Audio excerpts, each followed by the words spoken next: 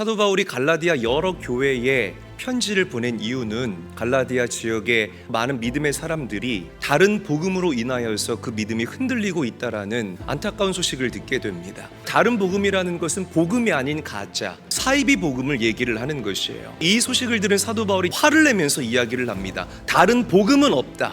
다른 복음을 전하면 우리가 화를 입을 것이다. 우리를 구원하기 위해서 하나님이 이 땅에 보내신 구원자는 오직 예수 그리스도 한 분이시기 때문이라는 것이죠. 성경이 말하는 복음은 분명해요. 모든 사람은 죄인이다. 인간은 이 죄의 문제를 스스로 해결할 수가 없다. 스스로 구원받을 수 없는 존재가 바로 우리 인간이다. 그래서 우리 인간을 너무 사랑하신 하나님께서 당신의 외아들 예수 그리스도를 이 땅에 보내주셨고 우리를 대신해서 죽게 하셨고 다시 부활하게 하셨다.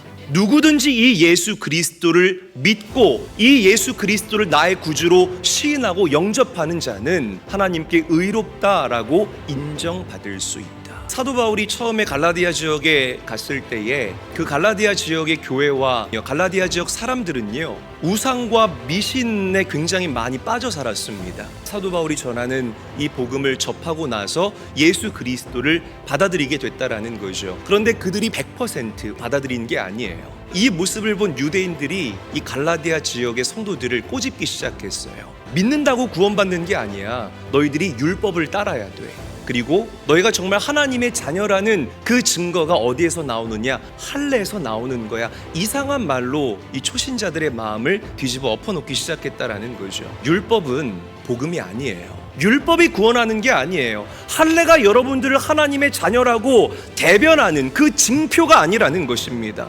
오직 예수 그리스도와 그분의 십자가만이 우리를 구원할 수 있고 하나님의 자녀 삼을 수 있는 구원의 장치라는 사실을 믿으시기를 바랍니다. 죄사함은 오직 하나님의 은혜이고 구원은 믿는 자에게 값없이 주시는 하나님의 선물이라는 사실을 믿으시기를 바랍니다.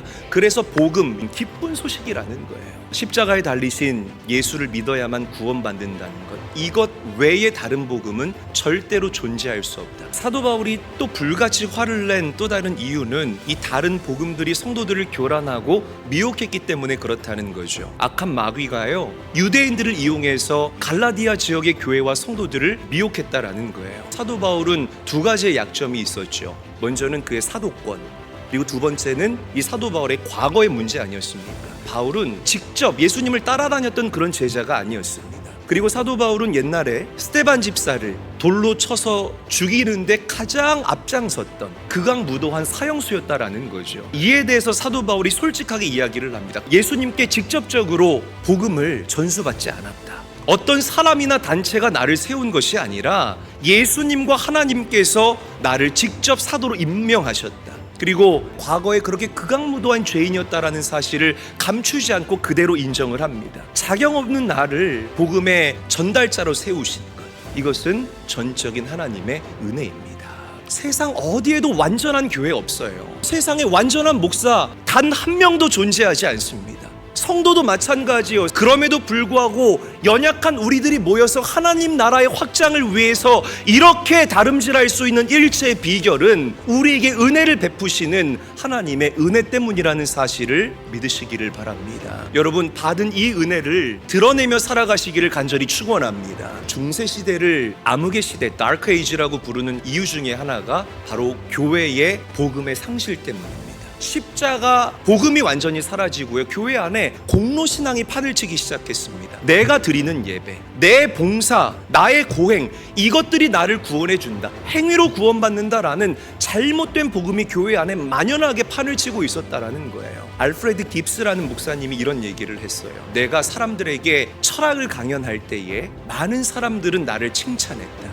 그러나 내가 많은 사람들에게 복음을 전하기 시작했을 때에 그 사람들은 회개하기 시작했다. 십자가 복음이 우리를 회개하게 하고요. 십자가의 복음이 여러분들을 변화시키고요.